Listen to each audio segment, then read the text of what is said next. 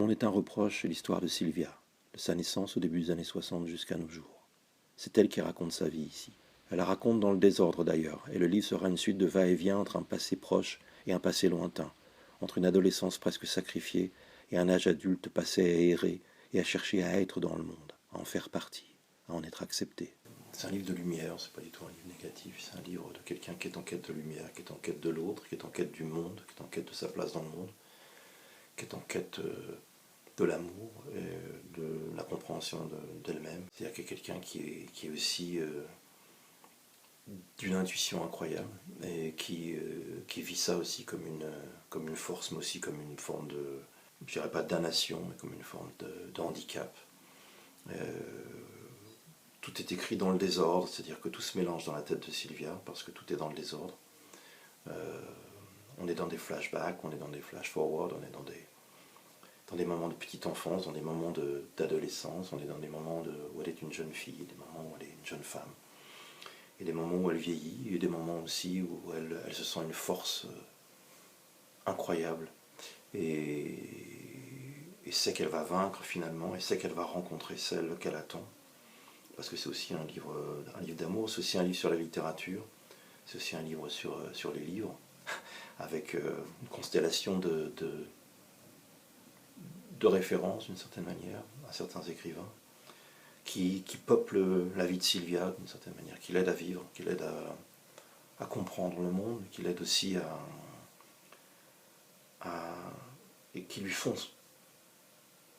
savoir qu'elle n'est pas seule, que d'autres ont souffert, que d'autres ont vécu la même chose, que d'autres ont vécu cet isolement-là. Mais elle est sévère aussi avec la littérature qu'elle juge frauduleuse.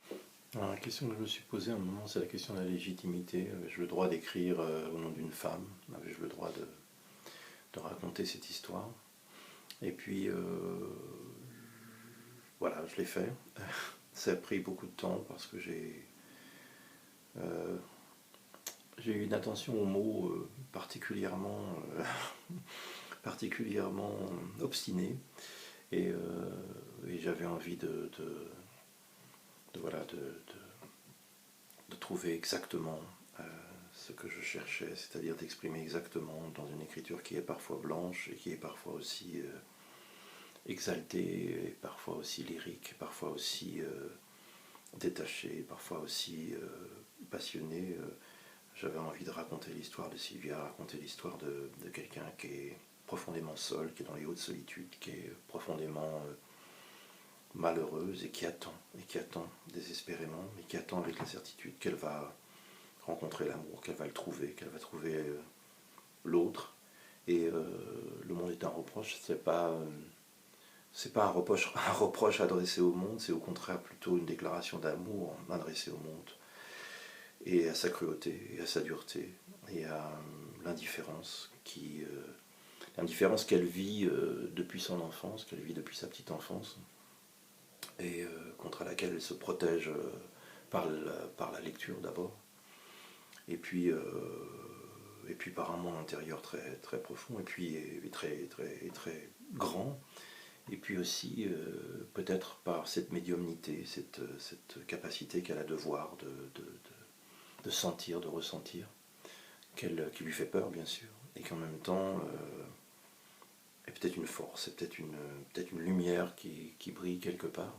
Un drame va arriver alors qu'elle est au milieu de son adolescence, qui va la conduire aux écureuils, une maison de fous, comme le dit sa tante, une maison où on répare les adolescents, un home expérimental. On est à la fin des années 70. C'est l'époque où on essaie des choses différentes pour réinsérer les gens dans la société. Et elle vit là plusieurs épiphanies, en fait, la découverte de la sensualité, mais la découverte de l'amour aussi. Elle tombe pour une jeune fille, elle tombe amoureuse d'une jeune fille, Annie. Annie indifférente et cruelle également, un peu comme l'ont été ses parents. Et elle va sortir de là forte et détruite d'une certaine manière. Elle va sortir de là lessivée, comme elle le dit, et en même temps forte de cette quête qui ne cessera jamais, jusqu'à ce qu'elle s'avère réussie d'une certaine manière. Enfin, ouais, elle attend patiemment. Elle aime d'autres femmes, et puis elle décide de se ranger, de devenir comme les autres, de ne pas s'avouer qui elle est, et elle va avec un homme, un homme qui lui fait beaucoup de reproches, et c'est ce qui lui fait dire que le monde est un reproche, que tout le monde a quelque chose à reprocher à l'autre, et que la vie est bien difficile. Alors on va la suivre dans cette souffrance, dans ces périples, dans ces aventures, dans ces sensations très très fortes. Et le livre commence alors qu'elle est bibliothécaire dans une petite ville de province, plus de 100 jours par an, comme elle le dit elle-même, comme elle l'écrit, puisqu'elle commence à écrire à ce moment-là de sa vie. Elle a peut-être 40 ans ou un peu plus. Et elle commence à écrire réellement. Toutes ces leçons de littérature, elle